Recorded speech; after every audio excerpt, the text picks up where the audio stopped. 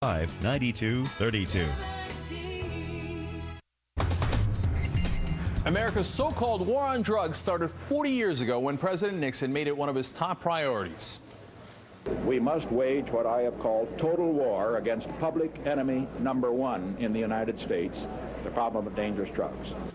Another brilliant Nixon idea. Since that time, the U.S. government has spent well over $1 trillion fighting it and, by all accounts, losing the war, despite years of public awareness campaigns like this one from the 1980s. This is drugs. This is your brain on drugs. Any questions? Yeah, I still have a lot of questions. Anyway, 14 states have legalized medical marijuana, with 15 others considering similar laws. If pot were legal, it would pull in somewhere between $10 to $40 billion a year. With law enforcement locking up thousands every year on pot charges, a new movement is underway to legalize pot. It's called Just Say Now and includes a new website and a get out the vote effort to change marijuana laws. Bruce Fein is on the advisory board of Just Say Now, and that might surprise you. Bruce served as Associate Deputy Attorney General under President Ronald Reagan, and he's currently an attorney and author of The American Empire Before the Fall. Bruce, why have you joined the effort to legalize marijuana? Well, there's an obverse to the proverb: if it's not broken, don't fix it. But if it is broken, then you need to try to fix it. And I think at best you could describe the last 40 years and over $1 trillion as an incomplete success. We see the marijuana trade fueling the drug cartels in Mexico. The incidence of drugs really has not been dented. And what we need to do is keep the federal government involved with regard to policing the borders, but offering the states the opportunity to decide for themselves how to regulate, tax, and control marijuana use. It's a state's issue. The federal government shouldn't be involved in policing what states decide to do within their own borders. And it may well be the most effective remedy for denting those drug cartels and the takeover of scores of cities in the United States by thugs from Mexico.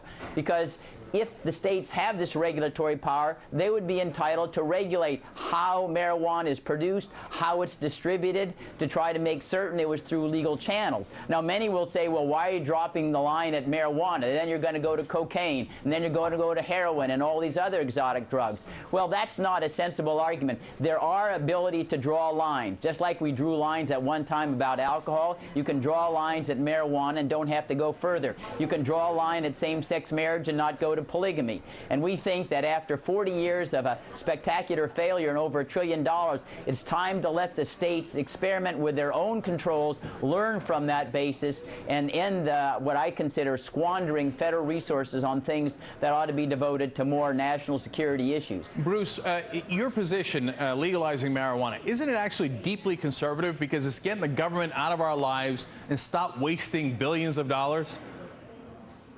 Well, it's in the same sense that repealing prohibition was conservative as well. It got the government out of the lives, even perhaps scrutinizing the use of wine as part of the sacraments and things of that sort, even if there was an exception in the Prohibition Amendment. But certainly it's trying to scale back the role, the size of the federal government to a proper scope and limit it to what its constitutional duties and obligations are. And it's going to yield, I think, a vastly improved landscape than what we've got at present, where you have states trying to experiment, the federal government making it criminal anyway, and there being a total twilight zone with regard to the effort to try to find a regulatory regime that improves on the disaster of the current situation. Yep. Bruce Fein, an excellent argument and a conservative argument. Thank you so much.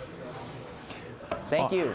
All right, so what's my take on this? War on drugs? Are you kidding me? By the way, what was the last nonsense war we won? War on terror? We're supposed to stop all terror attacks for whatever reason in whatever country forever? Yeah, how's that coming along for us? How about the war on poverty? How about the war on alcohol? Remember that war was called Prohibition. How'd that work out for us?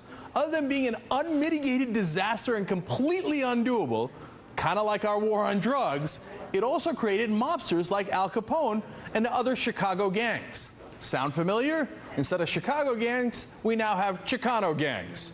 I think we need to end the war on drugs and at the very least legalize marijuana, not just because the war doesn't work in stopping the flow of drugs, not just because it creates even more users, not because it wastes a tremendous amount of money, but mainly, although for all those reasons too, but mainly because of the gang violence.